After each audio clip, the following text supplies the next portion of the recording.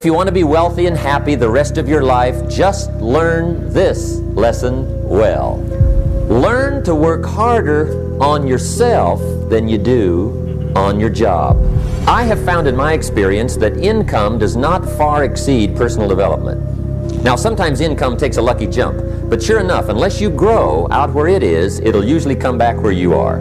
Life has strange ways. If somebody hands you $1 million, best you become a millionaire quickly, so you get to keep the money. Otherwise, sure enough, it'll disappear. Somebody once said, if you took all the money in the world, divided it up equally among everybody, it would soon all be back in the same pockets.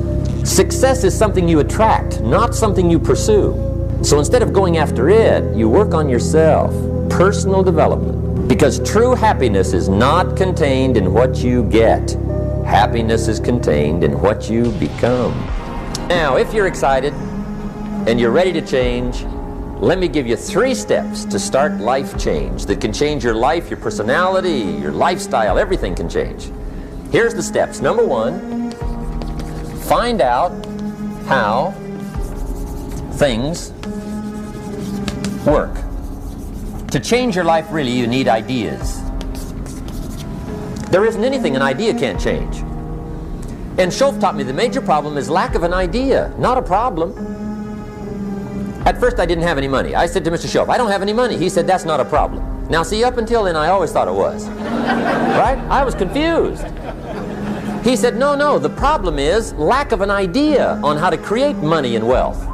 It isn't lack of money, it's lack of ideas. So if you get the ideas, see, you can change anything. Now, to get ideas, you need a constant study of finding out.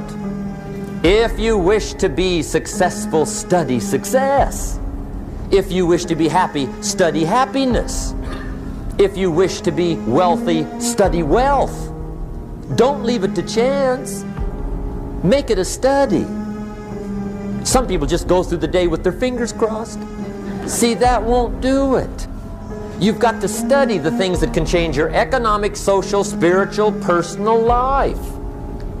Now, Schoff also said, when you find out something that works, put the information in your journal. Don't use your head for a filing cabinet. Put it in your journal so that you can do the next best thing. Repetition, repetition, repetition. Go over it. And if you repeat it, go over it, sure enough, someday, some mysterious day, the idea takes root, starts to grow, and shows up in your bank account, and your dress, and your personality, and your lifestyle. Now, if you're curious, let me give you 3 ways to find out how to change anything. Any life direction, any dimension. Here's 3 ways to find out how to change anything. Number 1 is to read. All of the successful people I know and work with around the world, they're all good readers. Curiosity drives them to read. They gotta know. They just read. Become self-educated. Standard education will get you standard results. And you can check those numbers and see if that's what you want. But if you want to go beyond that, you now have got to become self-educated. One way to learn is from your own experiences, but another way to learn is from other people's experiences. See, one book might save you 5 years if you read it. Did you know there's books on how to be stronger, more decisive, be a speaker, be a leader, have a better effect on other people, develop your personality? Did you know there's books on that? Did you know that hundreds of successful people have written their stories in books and they wrote down how they did it, and people don't read it? How would you explain that? Now, you don't have to read half the night, but put this in your notes, 30 minutes a day. 30 minutes a day, read something positive, something challenging, something inspirational, something instructional, at least 30 minutes a day. Become a good reader. Now, that's my opinion. Listen to the other lecturers, and listen to me, and make up your own mind. Don't be a follower, be a student. Here's the second way to find out how to change your life. And that's to listen. Get around successful people and listen. Now, you can also learn from unsuccessful people. Take notes on both, negative and positive. Find out what poor people read and don't read it. Right? That's good information. Learn from the negative. But now you can also learn from the positive. Get around successful people. Listen to what they say. Listen to how they say it. It's important. Now here's some of the best advice I've got for the whole evening. Poor people ought to take rich people out to dinner and listen. That's some of the best I got. But you're right. Poor people don't usually take rich people out to dinner. The guy said he's rich, let him buy his own dinner. I'm not coming up with any money. You're lucky to get your own supper, let alone running around trying to find a rich man to feed. And the guy's behind. If a guy's not doing well, one of the first things he ought to do is find a guy that is doing well and offer to buy him his dinner. Spend $50, $60, $80, $100. Go for the full 9 course. If you get a successful person to eat and talk for 2 hours, they're liable to drop ideas in your lap, change your life. Multiply your income by 2, by 3, by 5. But you're right. Poor people don't usually take rich people out to dinner. Now here's the third way to find out how to change your life. And that's to observe. You can pick up a lot of ideas just by watching. Get around successful people and watch. Here's why. Success leaves clues. Watch how the man shakes hands. Watch how the lady responds. People who do well do certain things over and over and over and over. And if you're clever, you can pick them up. Watch it all. If a guy's making $10,000 a month, I'd watch how he walks. Maybe that's it. Copy his funny little walk. Somebody says, well, that's kind of a silly walk. Say, it's 10,000. I haven't got the money yet, but I got the walk. It's bound to start somewhere. What I ask you tonight is to be unusual and be a good observer of what's going on. You can pick up ideas that can change your life starting tomorrow. Just be a more careful observer. Now remember, there's 2 ways to see. One is called sight. See with your eyes. The other one is called insight. See with your mind. See with your eyes, you'll see things. See with your mind, you'll see answers. Put your eyes and your mind to work. And the best advice on developing sight and insight is pay attention. Don't miss anything. Wherever you are, be there.